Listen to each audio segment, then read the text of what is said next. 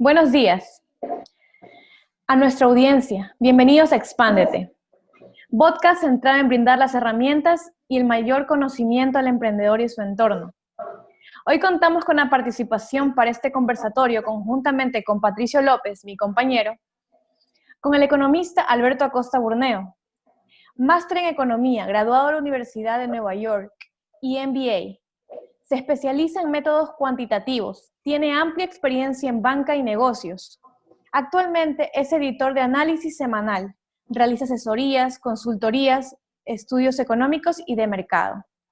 Actualmente editor de Análisis Semanal del Grupo Spurrier, empresa líder en creación de soluciones y servicios claves para el éxito empresarial, cuyo enfoque está en el seguimiento de la economía y política ecuatoriana, entre servicios otros que ofrece.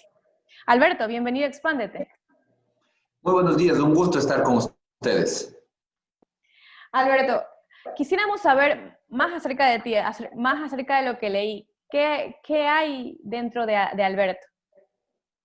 Bueno, yo soy economista, pero que he tenido una vida en varios lugares del mundo. Realmente yo a este momento vivo en Guayaquil ya desde hace 14 años, pero viendo hacia atrás, yo viví en Quito, nací en Alemania, después viví en la Unión Soviética, también algo de 2 años, viví en Nueva York cuando hice la maestría. Entonces, he vivido en varios lugares del mundo, he conocido muchos lugares y creo que sí, para describirme, soy una persona muy curiosa, quiero siempre estar aprendiendo, conociendo algo nuevo, probando un plato nuevo de comida, un restaurante, ir a la comida hindú, a la comida de algo extraño, algo exótico. Mientras más exótico, mejor. Soy una persona que me gusta justamente la novedad en todas las cosas. Eso sale mucho del esquema de lo que uno normalmente piensa cuando hablamos de economía, porque Sí, normalmente se centra en números. Exactamente, pero sí, a veces uno piensa que es una persona solamente interna, una persona muy seria, que sí, bueno, puedo ser, sí soy una persona relativamente seria, pero sí soy una persona que me intereso mucho por muchos otros temas, me gusta la música, de hecho toco el piano, me interesa la literatura y sobre todo lo que le dedico todo mi tiempo y mi esfuerzo es a la economía y a seguir estudiando sobre economía. Y hablando de literatura, que más o menos va de acuerdo a lo que yo más entro en el campo, ¿qué nos puedes hablar acerca de tu libro Pasiones de Juventud? Bueno, el libro nace de un encuentro casual. Yo encontré en la casa de mis abuelos unas cartas, un paquete de cartas que yo no sabía de qué se trataba. Malinterpreté que eran unas cartas de amor de mi abuela antes de casarse con mi abuelo. Y por eso es lo que nunca me había atrevido a preguntar ni siquiera qué era. Yo dije, esas preguntas uno no hace. Pero después ya cuando fallecieron mis abuelos, dije, bueno, tengo que revisar qué es esto, no me puedo quedar con la curiosidad. Iba a leer las cartas de amor de la abuelita, supuestamente, y me di cuenta que no era eso. Finalmente habían sido unas cartas de amor, sí, pero de otro personaje de la familia, del tío de mi abuelo, que era José María Velasco Ibarra. Y eran unas cartas de amor cuando él, siendo muy joven, estaba en la universidad, se enamoró de una señorita que todo su círculo se opuso, no quisieron que se case. De hecho, él se enamoró de la señorita cuando ella estaba a las puertas del altar. Se le cruzó en el matrimonio a este señor con el que se iba a casar. Ella inicialmente dijo, sí, le voto a este otro señor y me caso con usted. Pero finalmente la historia terminó de otra manera, con la oposición de toda la familia y lógicamente la oposición del pretendiente original, que seguro que debe haber estado furioso, igual que su padre, tuvo que salir huyendo de Quito. Y entonces él huye a Guayaquil, que describe y menciona que en esa época ir a Guayaquil era como irse a la China. Era realmente un viaje lejísimo, había que ir en tren, y era un lugar suficientemente lejos como para estar seguro frente al novio desairado y al suegro, que probablemente habrá estado también histérico. Entonces, finalmente, bueno, cuenta toda esta historia. Y lo interesante de estas cartas es que permiten conocer todas estas tribulaciones, estos conflictos de este joven Velasco, en donde ya se ve mucho de su visión política, de cómo va a ser a futuro. Recordemos que cuando las cartas de él escribió era muy joven, tenía 25 años, pero ya se comienza a ver quién sería después. Entonces creo que es una primera visión al mundo interno de Velasco Ibarra en su juventud. Yo soy muy aficionada a la historia. Mi mamá es profesora de historia, entonces siempre he estado aficionada a leer acerca de personajes que han hecho relevancia en la historia del Ecuador. Y uno de ellos era José María Velasco Ibarra, porque una tiene la referencia de tener 5 presidencias, que a nadie se le reconoce, solamente creo que es el único. También que ninguno de los dos lados extremos lo quería, ni los conservadores porque quería cambiar muy poco, mucho mejor dicho, ni los liberales porque quería cambiar muy poco. Entonces, ¿cómo podría decirse que el haber encontrado esas cartas? ¿A qué edad las encontró? Sí, él escribió estas cartas cuando era muy joven, a los 25 años. Yo encontré estas cartas hace poco, hace unos 5 años más o menos, y ahí es lo que me puse a escribir y investigar sobre este entorno. Y se ve justamente, también complementé la investigación leyendo sobre artículos, buscando artículos del periódico, porque en esa época él escribía, todas las semanas escribía en los periódicos, artículos de opinión. Y ahí se ve justamente esa posición política, lo que él llamó, que realmente era una posición común en Europa sobre todo, que es el catolicismo liberal, que era una visión que lo que buscaba era conciliar un pensamiento católico que normalmente estaba asociado a los conservadores, pero se alejaba de los conservadores para conciliar ese pensamiento católico con una visión liberal del mundo, que era la que manejaban los liberales. Entonces era una manera de modernizar el catolicismo para hacerle apto a un mundo que había cambiado, porque este pensamiento lo que decía es el mundo ha cambiado, la tecnología juega un papel importante para explicar la vida, y entonces nosotros no podemos quedarnos en una visión conservadora antigua del mundo, sino que tenemos que adaptarnos a esta nueva realidad. Pero lógicamente este catolicismo liberal, si bien quiere adaptar el pensamiento católico al mundo moderno, rechaza al mismo tiempo, por ejemplo, los otros extremos, como era el marxismo, el comunismo, que también era la preocupación de la época. Recordemos que en 1917 se produce la Revolución Rusa, y entonces esta visión de modernización es más una modernización, una evolución en el pensamiento, salir del extremo conservador para evitar también al mismo tiempo caer en el extremo comunista, que era la gran preocupación también de la época. Entonces esa visión al final lo que quiere es evitar, salir de un extremo para evitar el otro extremo que lo consideraban igual de malo. Él se quedó en el centro. Básicamente, me parece que era bastante visionario en este aspecto. Sí, él plantea y él escribe incluso un artículo donde habla de mi liberalismo, que es una versión bastante personal de lo que es el liberalismo. No coincide con lo que se conoce hoy como el liberalismo, y su liberalismo realmente lo que significa es tener la apertura mental para poder conciliar. Es una visión que dice, voy a ver cuáles son las posiciones extremas en todo momento y llegar a un justo medio. Esa posición, si bien puede sonar atractiva, y es la que aplicó él, pero tiene grandes debilidades, porque se transforma en un proceso relativo, una visión totalmente relativa de las cosas, dependiendo de cuáles sean los extremos de un momento determinado, puede ir a la derecha, puede ir a la izquierda, puede ir arriba o puede ir abajo. Todo depende de cuáles sean los extremos y las fuerzas en ese momento. Es decir, es un liberalismo que realmente no tiene la claridad y los principios básicos firmes sobre los que se construye el liberalismo como lo conocemos ahora. Dicho sea de paso, la palabra liberalismo ha sido utilizada en todos los sentidos y para representar además distintas posiciones. Por ejemplo, en Estados Unidos, el Partido Liberal está más bien asociado con movimientos de izquierda, y como más cercanos a una intervención en la economía, que el liberalismo como se lo conoce, como la palabra liberal como se la conoce en español. Entonces, bueno, realmente esta posición de Velasco, que era su liberalismo, realmente era una visión de tener esa apertura para conciliar y llegar a puntos medios. Y esta investigación que usted hizo acerca de la historia de José María Velasco Ibarra, puede decirse que alteró, transformó, modificó en algo su visión político-económica de la actualidad? Realmente no, yo no comparto esa visión política de Velasco Ibarra. Me parece muy interesante investigarlo, además siendo un pariente y siendo el personaje político que fue. Pero yo creo que partir de esta visión en la que hay que llegar al punto medio, pero todo es permitido, es una visión que parte de una gran debilidad. En todo momento va a haber alguien que esté más a la derecha, más a la izquierda, más arriba o más abajo.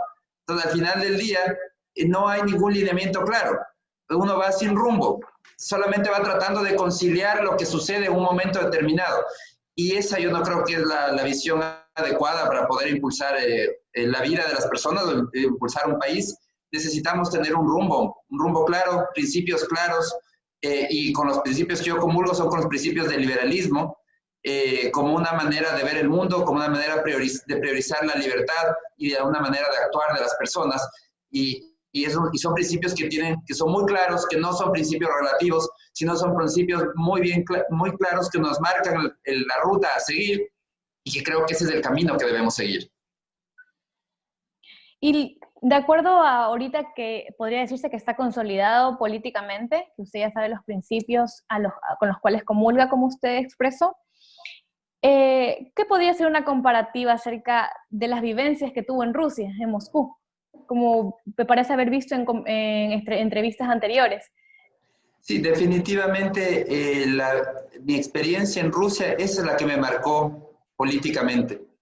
Viví de primera mano lo que es un régimen socialista, en donde los individuos lo que hicieron es ceder toda su libertad a favor del Estado, de un Estado represivo, un Estado totalitario que se metió hasta en sus pensamientos, porque hasta eso les espiaba a través del espionaje, una máquina muy compleja de espionaje, para poder saber incluso lo que la gente pensaba, qué es lo que conversaban, qué es lo que decían entre ellos.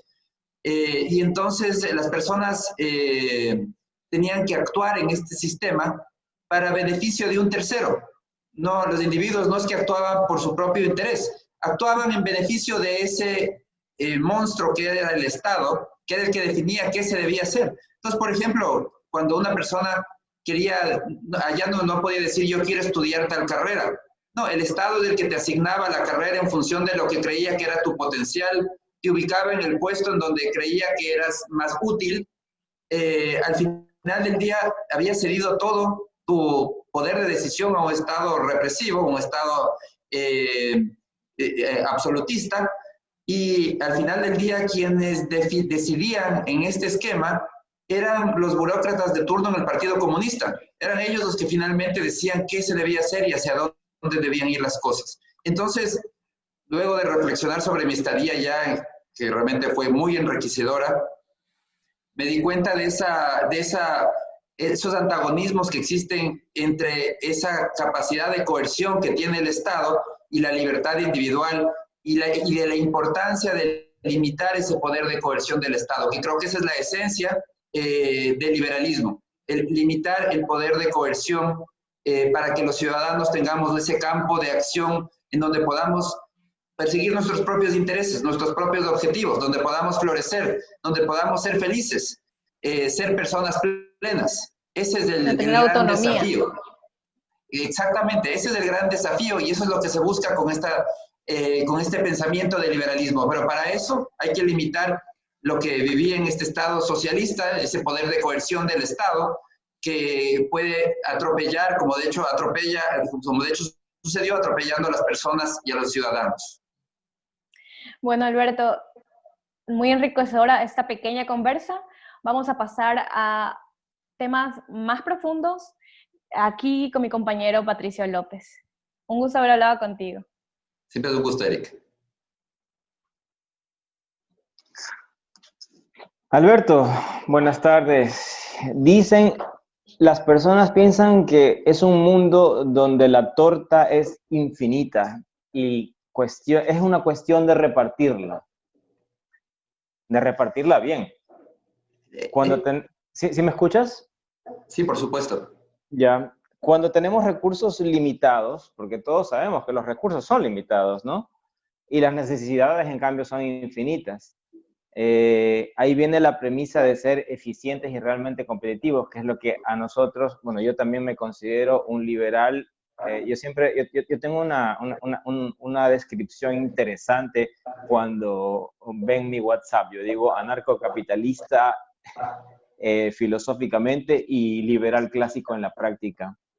Yo me inclino un poco más hacia Rothbard en ese sentido, pero la idea es que, por ejemplo, cuando yo he hablado con empresarios o jóvenes que están emprendiendo y quieren lanzar una idea, están muy alejados todavía de estos temas, de que no quieren saber nada. Primero que no quieren saber de política en nuestros países porque ya sabemos el nivel de corrupción que tienen, la incomodidad, la molestia, y no quieren definirse o no quieren saber realmente qué es ser, no, es que tú eres capitalista, no, tú eres socialista.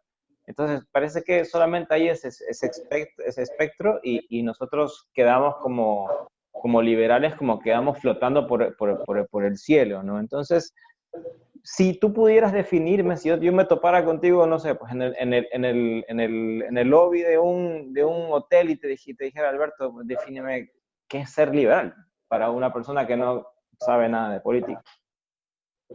Bueno, yo creo que el liberalismo es una manera de ver el mundo donde se prioriza la libertad. ¿Y qué es la libertad?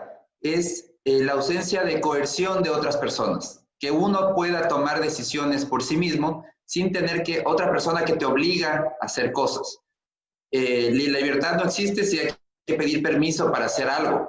Creer en la libertad implica además que no podemos juzgar lo que piensen otras personas, las escalas de valores de otras personas. Si alguien quiere hacer algo, es libre para hacerlo. Uno no puede decir yo creo que tú estás mal y deberías actuar de tal o cual manera y querer obligarle a cambiar. Uno puede opinar, pero no puede querer aplicar la coerción para cambiar la manera de actuar las cosas. ¿Cuál es la ventaja de este esquema del liberalismo? Al creer en la libertad, primero como personas te da el espacio para realizarte como individuo, realizarte con lo que te hace feliz, en cualquier área, en la que tú, en todos los temas, como una persona plena. Si te gusta la música, la pintura, el arte, los temas ya económicos, de los temas de tu trabajo, lo que a ti te gusta. Y como sociedad, la gran ventaja es que la libertad es la fuente de progreso. Es la libertad, una sociedad que avanza, es una sociedad en donde no hay límites a la libertad para poder probar distintas formas de hacer las cosas. Hay que, el progreso, la innovación es la hija de la libertad. La innovación solo se produce cuando uno prueba, intenta, hace las cosas de manera distinta. Eso no es posible en muchas sociedades en donde la coerción estatal es tan grande que la ley te dice cómo debes producir, cómo debes mezclar los factores de producción, cómo debes hacer las recetas de los productos, te controla hasta la cantidad de líquido que pones en cada producto. Ahí no hay campo para innovar, no hay campo para el progreso, no hay campo para hacer las cosas mejor. Entonces, la importancia de la libertad es que permite justamente ese entorno propicio que ha permitido en la historia de la humanidad el desarrollo, el progreso y mejorar el nivel de vida de las personas, además de mejorar la realización personal de las personas. Aparte de que nosotros, los liberales, siempre estamos como que en la lucha de demostrar que, a ver, primero creemos en la libertad económica y también creemos en la libertad de pensamiento. Más los conservadores creo que se diferencian un poco en ese tema y los socialistas también se diferencian en ese tema, en cada área, ¿no? Los socialistas no creen tanto en la libertad económica, creo que no creen para nada, y obviamente, y los conservadores no creen tanto en la libertad cultural, o en la libertad, digamos, social, ¿no? Libertad de poder pensar lo que uno quiera pensar, lo que uno quiera creer. ¿Esto es correcto? Es totalmente correcto. La diferencia entre un liberal y un conservador, aunque puede haber cosas en las que coincidan, por ejemplo, en la libertad económica, son temas que se coinciden. Esas dos líneas van muy cercanas en el tema económico, pero cuando vamos al tema social, político, ya no hay coincidencias. Los conservadores tienen temas que rechazan fuertemente y quieren imponer una agenda de qué es lo que se debe hacer.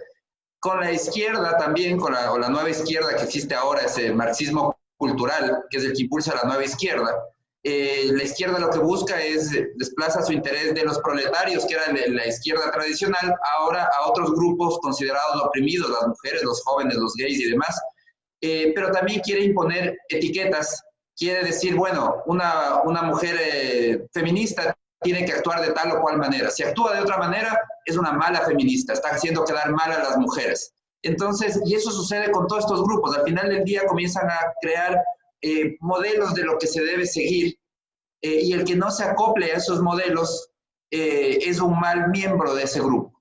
Esas dos visiones al final del día son totalmente contrarias a una visión liberal, en donde se acepta primero por el lado económico, una libertad por el lado económico, pero también desde el aspecto moral se acepta que las personas son libres y que tienen que usar esa libertad para alcanzar su plenitud, entendida lo que cada uno entiende por alcanzar su plenitud. Yo puedo alcanzar la plenitud a través de mi carrera, mis estudios, la música, el arte, lo que me guste, pero buscar esa excelencia, que es lo que buscamos y lo que nos hace felices.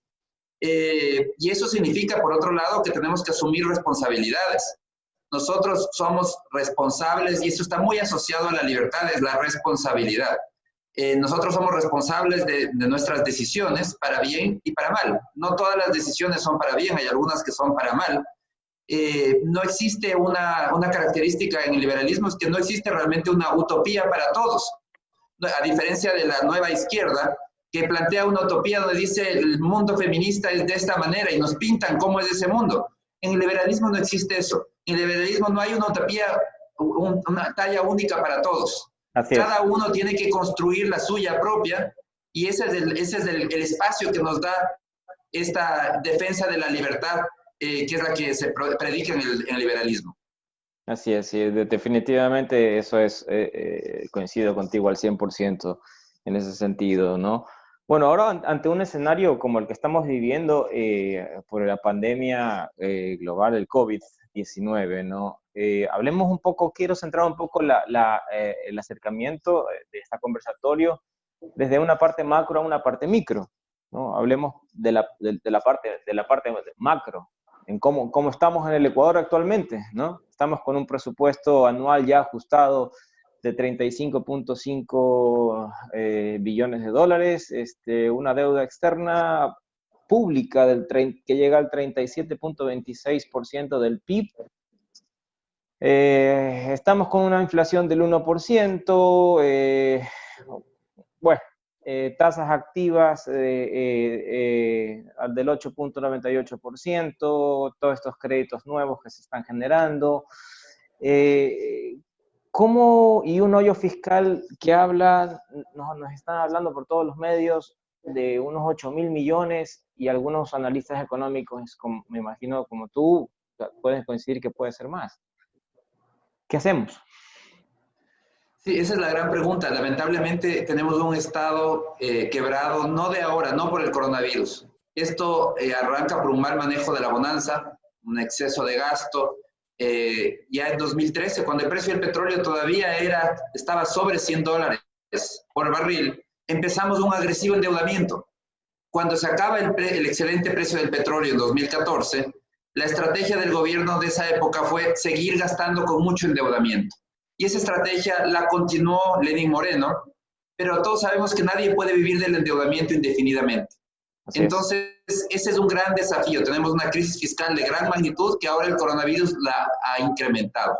El segundo gran desafío viene por el lado productivo. Tenemos problemas de competitividad, somos un país caro para producir y eso nos complica para poder competir. ¿Por qué nos encarecimos? También un mal manejo de la bonanza. En medio de la bonanza petrolera, cuando estábamos inundados de dólares, el gobierno decidió aplicar una política de sustitución de importaciones, cerrar los mercados, cerrar las fronteras, pero estábamos llenos de billetes. Entonces el resultado fue que los precios se fueron a las nubes porque hubo una restricción en la oferta de bienes. Entonces el resultado es que en este momento somos caros para producir y tenemos que transformar ese entorno. Entonces ahora a estos dos desafíos, crisis fiscal y problema de competitividad, se suma un tercero, que es el coronavirus, que lo que hace es agravar aún más los dos desafíos anteriores. Y esta lucha que se está haciendo ahora contra el coronavirus a través de las cuarentenas, lo que hace al final del día es agravar muy seriamente la producción, la generación de ingresos. Entonces tenemos producción paralizada, familias que no reciben ingresos, ciudadanos sin ingresos. Entonces el desafío en este momento es ir solucionando este conjunto de problemas, estos tres problemas.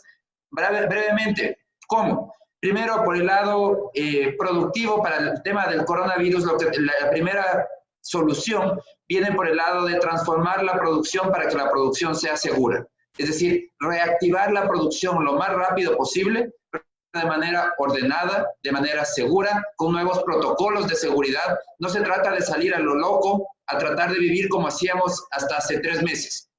Eso no es una opción viable. La opción viable es cambiar los protocolos y volver a producir, pero de manera segura. Eso es para reactivar la producción, que eso es fundamental. Segundo, por el lado de competitividad.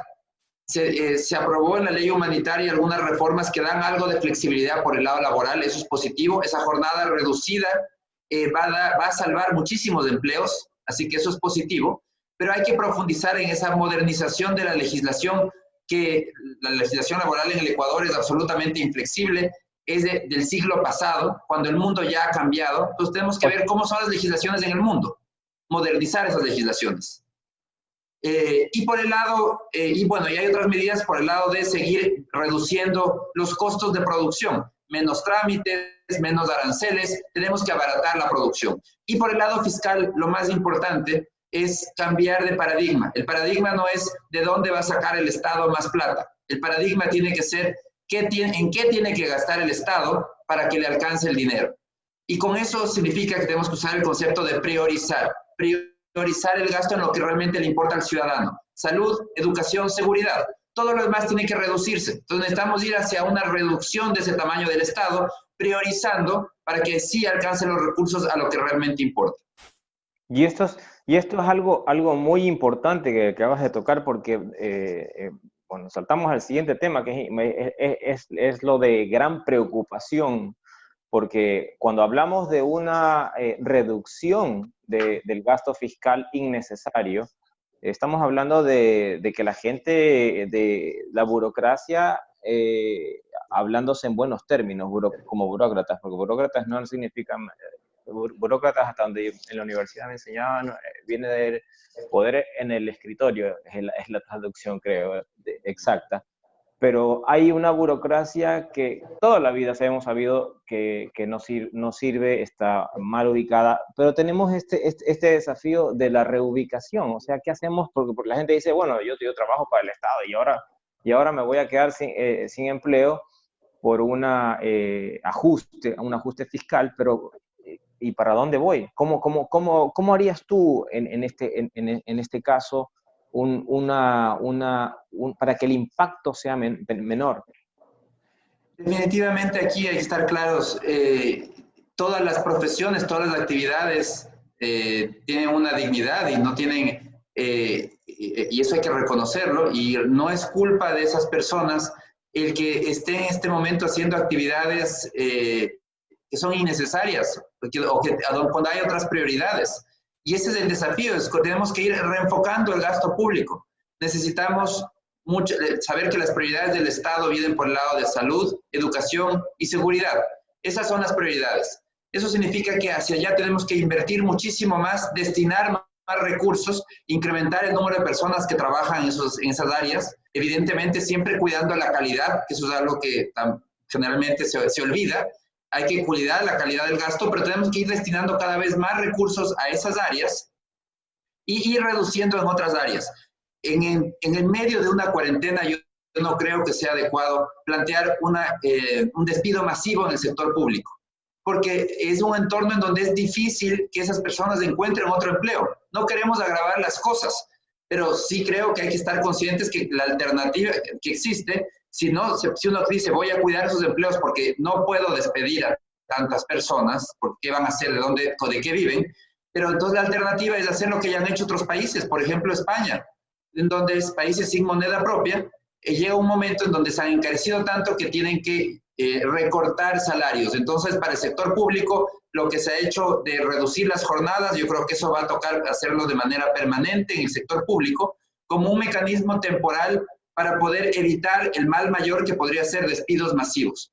Pero tenemos que ir en la línea, de manera gradual, hacia una priorización correcta del gasto público. Y eso implica que gradualmente también tienen que ir desapareciendo esas entidades que no le dan un servicio al ciudadano y cada vez ir creciendo aquellas actividades en donde sí hay un servicio al ciudadano.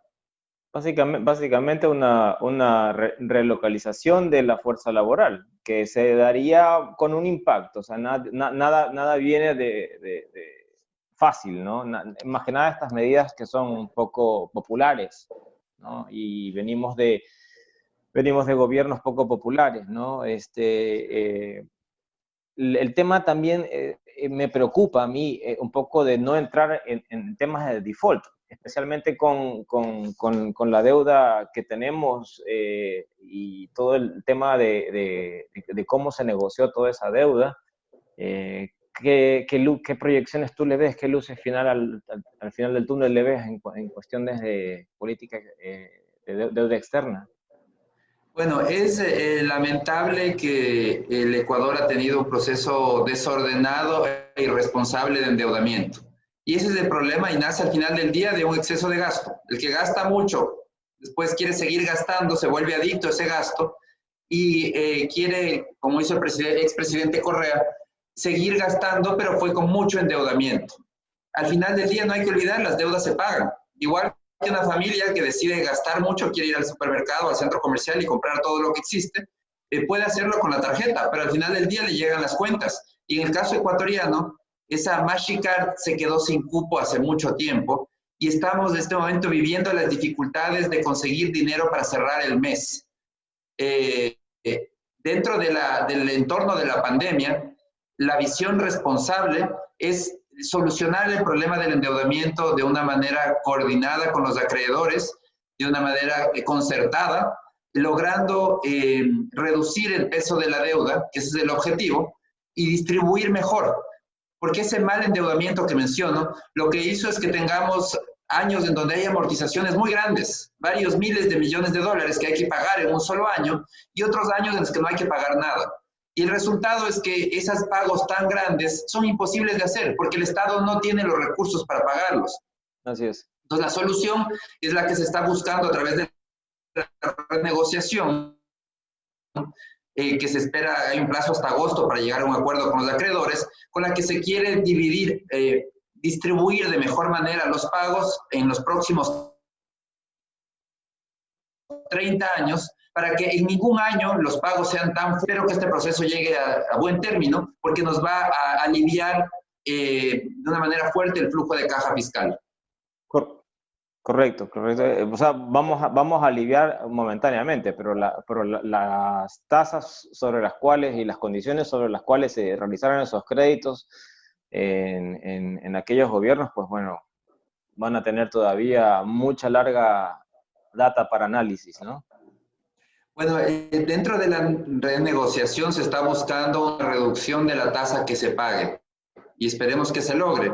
Y también un periodo de gracia, un tiempo inicial mientras estamos en el coronavirus, que es un tema extraordinario, muy fuerte, tener un espacio de no pago hasta que las cosas mejoren, y entonces ese periodo de gracia y una reducción de tasas de interés. Esperemos que se logre, eso está por verse, porque realmente el Ecuador lamentablemente está pagando caro toda esa irresponsabilidad en la política pública. No podemos olvidar que en 2008 Correa declaró un default, dejó de pagar la deuda, a pesar de que sí teníamos los recursos para pagar, por motivos políticos, ideológicos, dejó de pagar, y eso elevó el riesgo país significativamente, es decir, elevó el costo al que nos prestan, porque nos volvimos más riesgosos, peores pagadores. Al mal pagador se le presta, pero se le cobra bastante, porque la tasa de interés refleja el riesgo. Eso es lo que nos pasó como país. Entonces, a partir de entonces comenzamos a endeudarnos agresivamente, pero con tasas muy elevadas, del 9% para arriba, cuando Colombia, Perú pagaban tasas fácilmente la mitad o tres veces menos que las que pagaba Ecuador. Entonces, ese es el costo de ser irresponsable de esas políticas populistas miopes de corto plazo, que al final del día salen caras. Sí, es increíble, es increíble. Cada vez que uno se informa más, y es importante que esto se permeabilice porque es información pública, o sea, y es algo que uno tiene que entender, uno lo puede aplicar en su vida cotidiana, o sea, es como ir donde el chulquero o vas donde el banco que te pueda prestar mientras tus finanzas personales estén bien ordenadas, ¿no? Es algo interesante.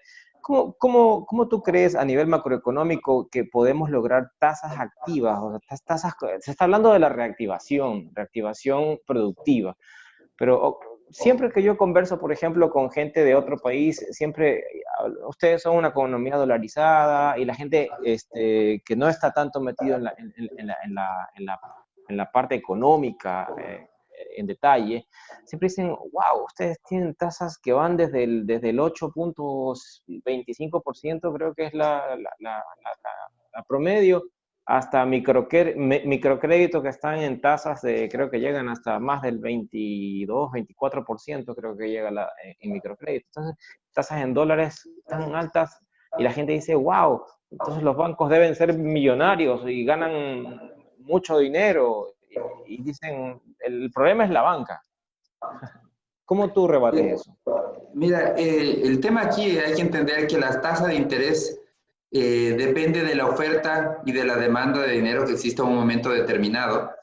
Y en el caso ecuatoriano, lamentablemente, igual que en otras áreas, lo que hemos buscado es separarnos del mundo. Sí somos un país dolarizado, pero somos un país que puso barreras al ingreso de dólares. Entonces nos dolarizamos y limitamos el ingreso de dólares con una cosa que se llama el impuesto a la salida de divisas.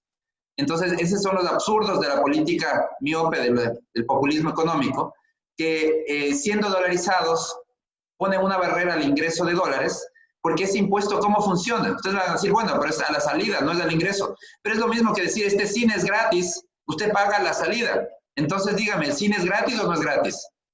Entonces, evidentemente que no es. Entonces, es lo mismo sucede con el impuesto a salida de divisas, que nos dolarizamos y tuvimos grandes olvidos. El primer olvido fue eliminar el Banco Central, que ha sido un arma peligrosa en la dolarización, y el segundo olvido fue enlazarnos a los capitales internacionales. ¿Qué debimos haber hecho? Primero, nunca poner un impuesto a la salida de divisas. El flujo de capitales en una economía dolarizada tiene que ser absolutamente libre, que entren y que salgan los dólares cuando quieran por el motivo que les dé la gana. Y segundo, debimos haber permitido el ingreso de la banca internacional como un mecanismo también de que vengan los capitales.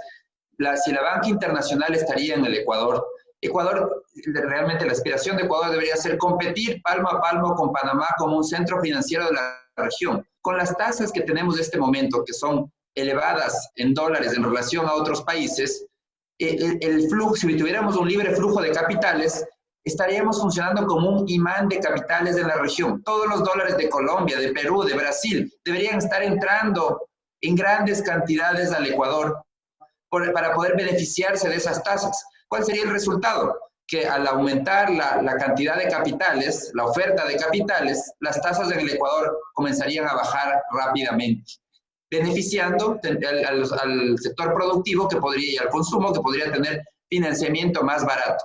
Entonces, hay que estar claro, si queremos mejores tasas de interés, tenemos que liberar el flujo de capitales, permitir que ingrese la banca internacional, y de esa manera que los capitales vengan al Ecuador para que algo que existe, la ley de oferta y demanda, algo que existe en mayor oferta, baja su precio. Eso tiene que pasar con los capitales también en el Ecuador. Lo que no debemos hacer es creer en esos cuentos de los políticos en el gobierno o en la asamblea que dicen la manera de bajar las tasas es por decreto ejecutivo. Yo ordeno que se baje la tasa porque eso lo único que hace, el bajar por un precio por decreto, no aumenta la cantidad de ese bien, no aumenta la cantidad de dinero. Lo único que hace es que haya escasez, que la cantidad de dinero siga siendo escasa y que no alcance para todos. Entonces, ese es el peor mecanismo que se puede aplicar. La manera correcta es aumentando la cantidad de dinero para que baje el costo del dinero. Mucha gente dice, no hagamos eso y todavía me salto a un pequeño sketch que quiero hacerlo. Yo siendo anarcocapitalista, voy a fingir ser un poco keynesiano, que eso me va a costar muelas, pero mucha gente dice, pero no, así nos vamos a llenar de capital golondrinas, que van a entrar a invertir, van a sacarse nuestro mal llamado soberanía nacional, ¿no? Y se van a llevar los recursos de nuestro país, ¿no? ¿Cómo entender esto, que no es así, no funciona así la economía? Esa es la visión errada que tenemos generalmente en el país, que nos preocupa que vayan a salir dólares, cuando los dólares, hay que estar muy claros, no están en el Ecuador, los dólares están afuera. ¿Qué fracción del universo de dólares que existen en la Tierra, en el mundo, qué fracción está en el Ecuador? Es una fracción absolutamente minúscula. Probablemente no la podamos... ¿Cuántos ceros tendrá esa cifra? 0,0000 algo, una cifra pequeñísima por ciento de los dólares del mundo. Pero en el Ecuador, con esa visión de ver a lo pequeño, nos preocupamos de que no salgan dólares del Ecuador. ¿Cuál es la visión correcta? ¿Qué hacemos para que esos miles de millones, trillones de dólares que existen en el mundo vengan al país?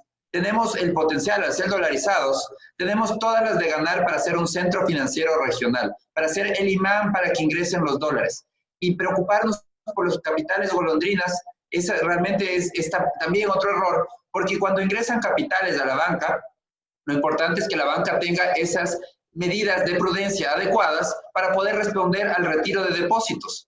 Entonces, una parte de esos recursos tendrán que estar líquidos, porque cuando ingresan muchísimos capitales, hay que estar preparados para que ciertos capitales están todo el tiempo entrando, saliendo. Pero al final del día se eleva la cantidad de recursos que existen en la economía, bajan las tasas de interés, se beneficia a la producción y se beneficia al final del día a todos los ecuatorianos. Pero eso es algo que no lo hemos entendido, tratando de ver el problema, tratando de ver la cosa pequeña, siempre esa visión miope pequeñita, en vez de ver que los recursos están en el mundo y que los beneficios están afuera. Es increíble, es increíble. Se ha escuchado hasta tasas negativas en Europa, y es algo que simplemente es increíble no entender. Es un tema de decisión política, en eso creo que coincidimos, muchas acciones. Pero pasémonos a la parte micro, a la parte del día a día, del emprendedor, del empresario, del día a día, estimado Alberto. ¿Cuáles son tus proyecciones sobre el empleo? ¿Qué va a pasar? Lamentablemente estamos viviendo una época de fuerte destrucción de empleos. Tenemos que en los 2 primeros meses de la pandemia se han destruido más de 70,000 empleos, porque esta interrupción en la producción terminó también interrumpiendo la cadena productiva, la cadena de pagos. Entonces, al no haber cadena de pagos, las empresas no están vendiendo, no están cobrando lo que cobraban antes y tienen que reducirse. Por eso considero que la reforma en la que plantea la ley humanitaria va a dar un respiro y esperemos que sea usada de manera intensiva, para permitir que se haga esta reducción emergente de la jornada hasta un 50%, y que se permita que se hagan estos acuerdos entre empleadores y trabajadores para cambiar las condiciones. Pero lo importante, el tema de fondo es, el gran objetivo nacional debería ser evitar que se pierdan más empleos, porque todos esos empleos que se destruyen al final del día implican personas que no van a poder tener ingresos para poder consumir, que van a tener que buscar alguna actividad por la que van a recibir menores ingresos. Entonces, ese es el desafío. Y al final del día, esta crisis que empezó como una crisis de oferta, la paralización de la producción, se está transformando en una crisis de demanda, porque cuando la producción no puede pagar a sus proveedores, no puede pagar servicios, no puede pagar a tiempo a los empleados, se termina transformando en una crisis de demanda que no hay recursos para poder consumir. Entonces tenemos que corregir este problema yendo al origen, restablecer la producción, ayudar dándole flexibilidad a la producción para evitar quiebra de empresas, porque cuando una empresa quiebra es mucho más difícil que ese espacio sea utilizado por otro productor. Lo que tenemos que evitar es que quiebren las empresas y que evitar que haya más despidos. Bueno, ya se está hablando de una proyección de una pérdida de empleos hasta de 500.000 empleos, ¿no? Por muchos actores políticos. Gracias a Dios, yo siempre he dicho, somos una sociedad de emprendedores. En Latinoamérica en general, varios países, la hacemos como sea, siempre digo, ¿no? Y desde la persona que hace tortas hasta la empresa que se dedica a hacer ahora trajes de bioseguridad, ¿no? Somos una sociedad, pienso yo, lo bueno es que de empuje, ¿no? Como Expándete siempre estamos eh, entrevistando a gente que está en esa línea, ¿no? ¿Tú qué les recomendarías a nivel financiero priorizar, ¿no? Desde este micro hasta un gran empresario? O sea, ¿qué acciones mediatas y a largo plazo, digamos, superemos esta crisis del COVID? Estamos hablando de fácil, todo el año va a ser muy difícil, eso lo sabemos todos, pero el 2021 también va a ser un año complicado. ¿Cuáles serían tus recomendaciones? Bueno, yo creo que el proceso de recuperación va a ser extremadamente lento porque las empresas han perdido capital de trabajo, tienen esa dificultad en este momento de reactivarse y probablemente nos tome de 2 a 3 años alcanzar los niveles de producción que tuvimos en 2019. Entonces, eso tenemos que prepararnos. Entonces, para volver para reactivar la producción, como emprendedores es importante algunos temas. Primero, tenemos que priorizar la liquidez. Este es el entorno donde se debe priorizar la liquidez y buscar los mecanismos para recuperar capital de trabajo. Si tenemos acceso a financiamiento, usar ese financiamiento para poder obtener capital de trabajo. El problema es que en este momento el sistema financiero tiene una capacidad reducida para prestar porque ha tenido que renegociar las operaciones con una gran cantidad de clientes. Entonces tiene menos recursos para prestar. Pero es necesario reconstruir ese capital de trabajo lo antes posible. Por otro lado, tenemos que, como emprendedores, como empresarios, tenemos que reinventarnos de este momento, entender nuevamente las necesidades de los clientes. Si nuestros clientes querían algo antes de la pandemia, puede ser que la pandemia haya cambiado de manera significativa sus gustos, sus hábitos, y que significa que tienen nuevas preferencias. Y tenemos que entender esas nuevas preferencias y tenemos que adaptarnos además a esas nuevas preferencias. Tenemos que prepararnos para un entorno de un consumo de los hogares más débil, en donde priorizan ciertas compras que son fundamentales, alimentos, por ejemplo, y dejan de lado el cambiar los zapatos o comprarse un pantalón. Tal vez dicen, bueno, pues eso puede esperar. Entonces, tenemos que enfrentar ese entorno de nuevas prioridades en los consumidores, que serán ahora más prudentes, almacenarán, por ejemplo, bienes esenciales, mientras reducen aquellos bienes que no son esenciales, las compras.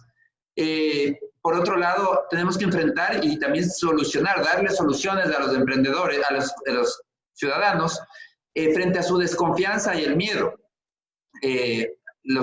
Los ciudadanos en general tenemos en este momento miedo por el virus. Tenemos miedo de ir a un centro comercial, miedo de ir a un lugar donde haya mucha aglomeración de personas.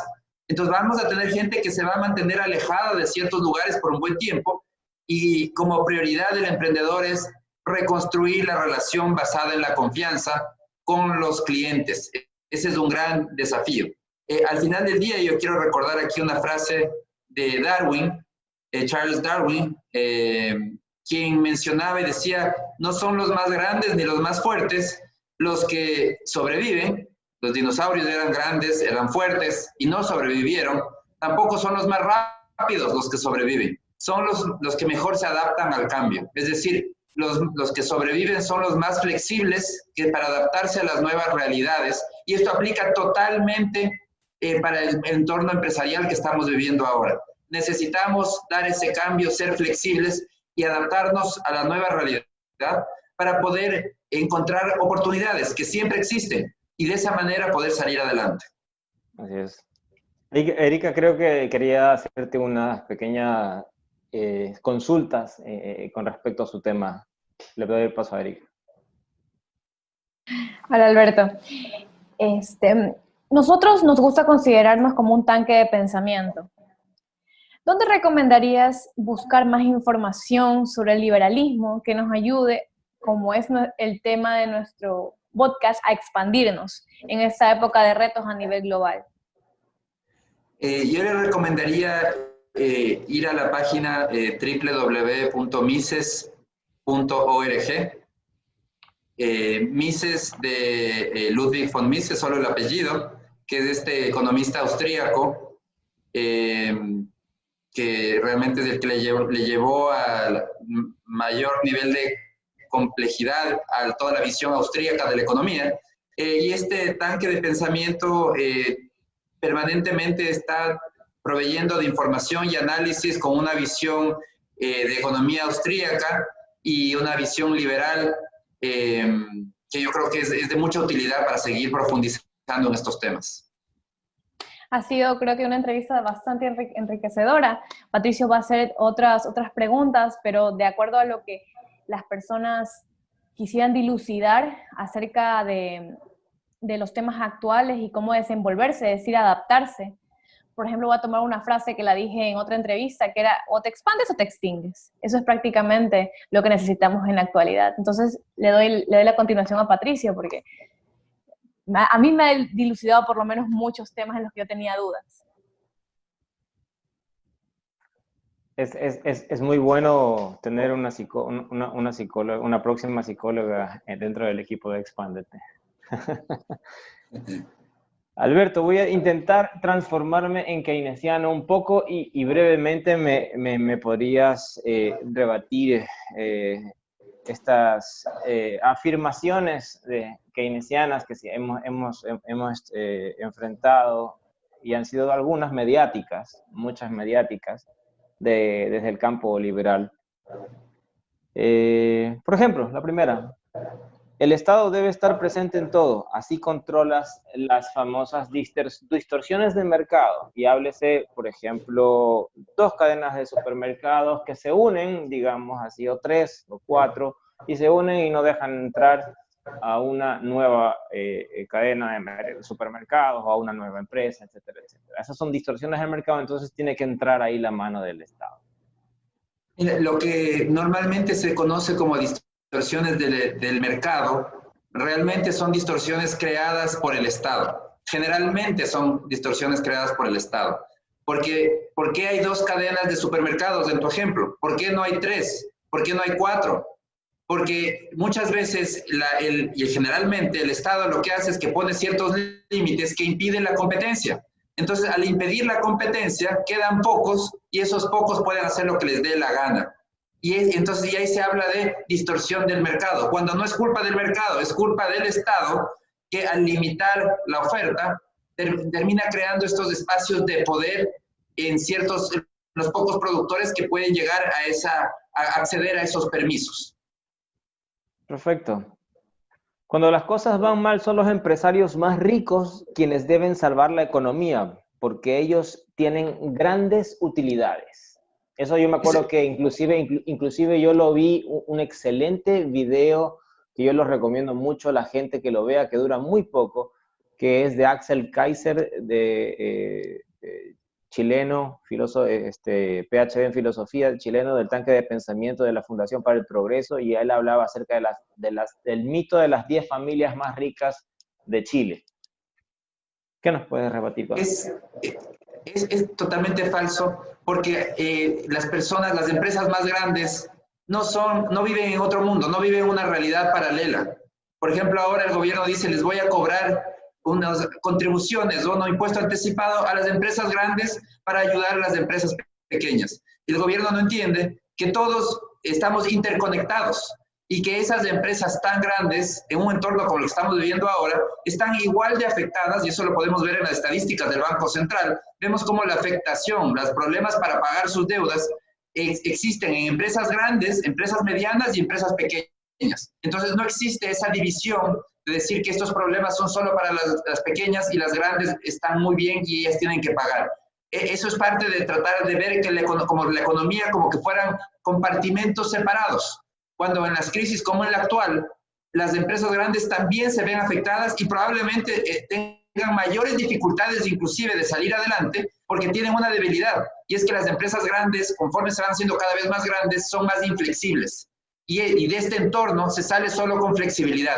Y por eso hemos visto que hay casos de emprendedores que desde con cosas muy pequeñas, de emprendimientos muy pequeños, logran darle la vuelta, por ejemplo, en las entregas a domicilio u otros mecanismos nuevos de vender, de innovarse, reinventarse. No es cuestión del tamaño, como decía hace un momento. Lo importante es qué tan flexibles somos. Qué bien. Otro de los grandes frases que se dicen, ¿no? Los derechos de los sindicatos deben prevalecer, así se asegura el empleo. ¿Esto es cierto?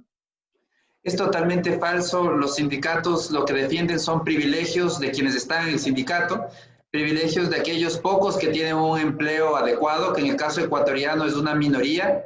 Tiene un empleo adecuado apenas 3 de cada 10 ecuatorianos en edad de trabajar, lo cual es absolutamente preocupante. Y si uno quiere mejorar las condiciones de vida, tiene que entender cómo se genera un salario, qué es lo que impulsa el crecimiento de los salarios. Y los salarios crecen como un resultado de una mayor productividad del trabajo. Si los trabajadores son más productivos, justifica también el pago de mayores salarios. Ahora la pregunta es, ¿cómo elevo la productividad del trabajo? Y eso se logra a través de la inversión. Más capital, mejores máquinas. Voy a explicar con un ejemplo. Pensemos que para producir un pantalón yo utilizo una máquina de coser manual de esa a pedal. Un trabajador hace 3 pantalones al día, por ejemplo, con esa máquina a pedal. De repente existe una máquina, se hace una inversión y se trae una máquina eléctrica con mejores capacidades que le permite hacer 50 pantalones al día. Entonces, ¿cuál es el resultado? Que ese trabajador, al rendir muchísimo más, también va a poder tener mejores salarios. Entonces, lo que tenemos que estar muy claros. Mejores salarios no se consiguen porque los sindicatos quemen más llantas. Eso no eleva los salarios. Lo que eleva los salarios es que haya mejor productividad del trabajo que se logra solo a través de mayor inversión en máquinas, en tecnología, en equipos. Básicamente regresamos al concepto de que esa corriente de pensamiento socialista piensa que la torta es ilimitada, que hay torta para todo y los recursos son limitados, las necesidades son ilimitadas.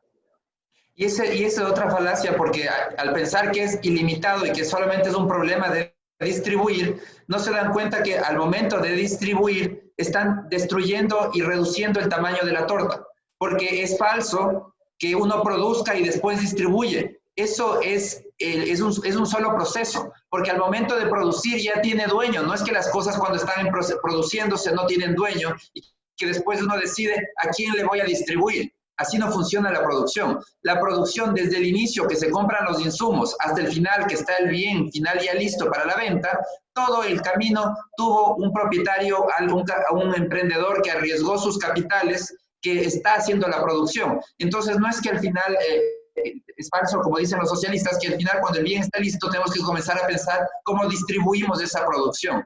Eso no existe. Entonces lo que tenemos en realidad que ver es cómo agrandamos el tamaño de la torta. Esa debe ser la prioridad. Y eso significa dejar de lado esas políticas que reducen el tamaño de la torta, como son las políticas socialistas. Interesante. El otro tema, este me gusta bastante, porque este es un tema que siempre debato con mis todavía pocos amigos socialistas que no me han bloqueado en Facebook. y me dicen, los países nórdicos son un ejemplo de que sí funciona proteger al empleado, tener excelentes servicios públicos porque la gente paga altos impuestos. Aquí también hay un problema de cambiar el orden de los factores y que no da lo mismo. Los países nórdicos son un excelente ejemplo de libertad económica, de respeto a la propiedad privada. De hecho, están entre los países con mayor libertad económica en el mundo, superando incluso a países que nosotros consideramos normalmente como países libres. Y los países nórdicos han logrado elevar su nivel de vida a través de esa acumulación de capital, más máquinas, más equipo, una sociedad que es mejor productora. Al ser mejor productora se eleva la productividad del trabajo y como consecuencia, no como causa, como consecuencia los salarios son más altos. Como consecuencia, esos países además, como son más productivos, pueden pagar mayores tasas impositivas, pueden aportar mucho más al Estado para recibir más beneficios del Estado. Pero esa es una consecuencia, eso hay que estar muy claros también. En el Ecuador nos encanta poner la carreta delante de los caballos. Decimos, hay que subir los impuestos para vivir como en esos países, cuando es a la inversa. Esos países, porque han elevado su producción, su productividad, es que pueden pagar esos impuestos, es que pueden tener salarios más altos, es la consecuencia de su grado de desarrollo. Por eso es que el nivel impositivo va muy relacionado con el grado de desarrollo de una nación y de su sector productivo. Sí, Alberto, efectivamente, ese es el concepto básico yo creo que has resumido en esta entrevista lo principal de lo que es ser liberal. Y bueno, yo me inclino un poco más hacia dejar los derechos principales del liberalismo, que es el derecho a la vida, a la libertad de expresión y a la propiedad privada. Pero bueno, hay ciertos factores que tú has conversado y que esperemos se cumplan. Tú, como dos últimas preguntas, ¿no? Más temas, ¿no? O sea, ¿tú crees que tengamos algún momento algún presidente que crea en la libertad de mercado? Yo espero que sí. Yo creo que gradualmente, y ojalá algún día ya suceda, los ciudadanos nos demos cuenta de qué es lo que ha funcionado en el mundo y nos demos cuenta que ese respeto al derecho individual que tú muy bien mencionas, el derecho a la vida, a la libertad, a la propiedad, que esa es la base para la construcción de una sociedad próspera. La libertad es la que engendra la innovación, y que tenemos que buscar ese tipo de modelos para poder desarrollarnos. No podemos contentarnos siendo indefinidamente el país rezagado, el país subdesarrollado, y que necesitamos para eso hacer transformaciones profundas, porque ese respeto al derecho individual se debe fundamentar en una igualdad ante la ley, en una previsibilidad de la ley y en una protección del ciudadano frente a la coerción estatal. Ese es el gran cambio que tiene que hacer el país para que sea atractivo, para que vengan capitales, para que sea un centro de desarrollo, de inversión, pero eso requiere de cambios profundos, y esperemos que algún día, yo confío que algún día podamos ver eso y podamos transformar la realidad del Ecuador. Plasmado. Alberto, muchísimas gracias por esta entrevista. Ha sido muy, muy, muy enriquecedora en diferentes aspectos para nosotros, para nuestra audiencia. Esperamos tenerte nuevamente en algún post-pandemia, en algún otro tema interesante, porque esto da para largo y obviamente no queremos, respetamos tu tiempo. Y agradecerte. Esta es tu casa, Expándete, te agradece. No sé si Erika quiere darle algunas últimas palabras.